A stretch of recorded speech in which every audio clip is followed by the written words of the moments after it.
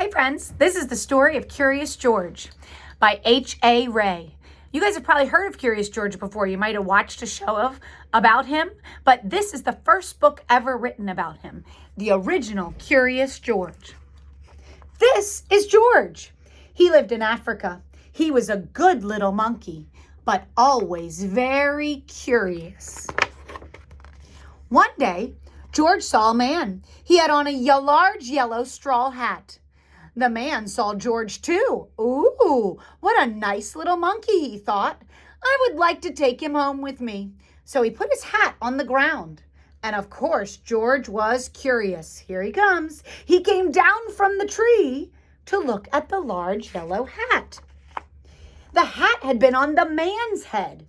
George thought it would be nice to have it on his head. So he picked it up and he put it on. And the hat covered George's head. He couldn't see. The man picked him up quickly and popped him into a bag. George was caught. Not hurt. It does kind of look that way, but he's caught. The man with the big yellow hat put George into a little boat, and a sailor rowed them both all the way across the water to a big ship. George was kind of sad. He's leaving the jungle, but he's also a little curious. Where is he going? He's wondering.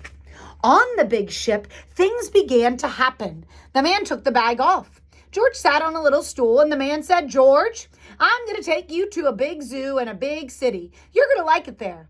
Now run along and play on the ship, but don't get into trouble." George promised to be good, but it's easy for little monkeys to forget. On the deck, he found some seagulls. He wondered, how could they fly? He was curious. Finally, he had to try. It looked easy. Let's just go up and flap. But, what happened? First this, then this. Poor George. Where's George? Where's George? The sailors looked and looked. At last they saw him struggling in the water. He doesn't really know how to swim, all tired out.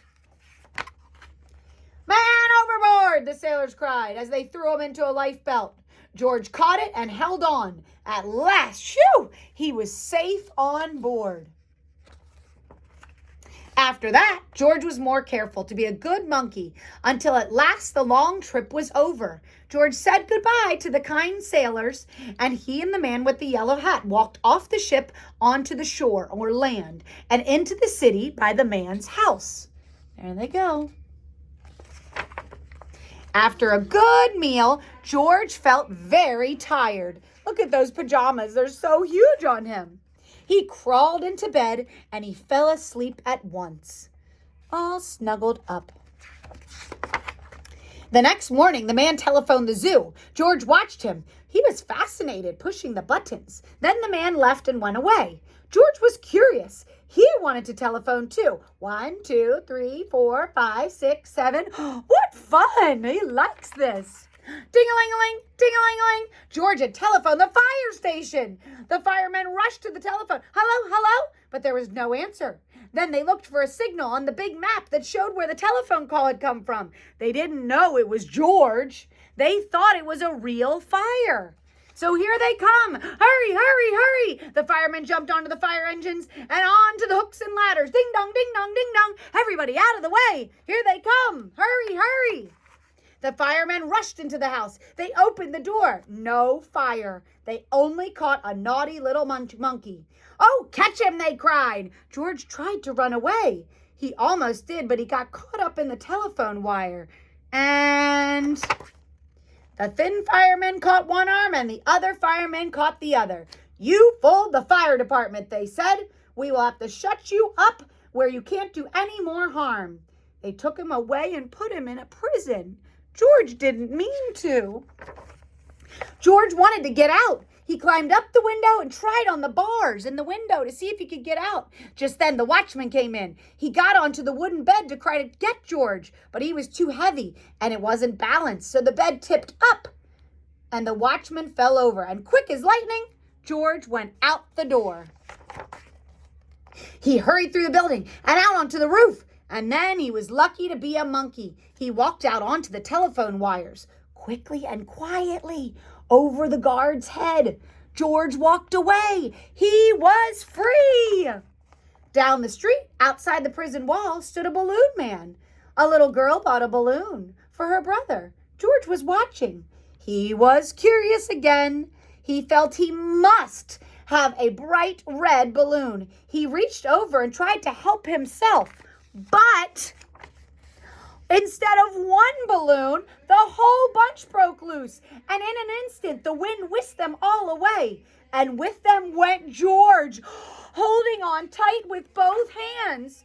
Up he sailed, higher and higher. The houses started to look like tiny toy houses, and the people like dolls. George was frightened. Imagine how scary it would be to be that high. He held on very tight.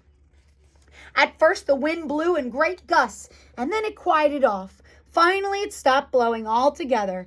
Oh, George was tired. Down he went, bumped to the top of a traffic light. Everybody was surprised. Whoa, do you see that monkey? The traffic got all mixed up. George didn't know what to do. And then he heard someone call, "George!" And he looked down and saw his friend, the man with the yellow hat. George was very happy. The man was happy too. George slid down the post, and the man with the big yellow hat put him under his arm. And then he paid the balloon man for all the balloons. And then George and the man climbed into the car, and at last away they went to the zoo. Oh, what a lovely place for George to live. And they all have a balloon, just like he got. The end. That's the story of Curious George.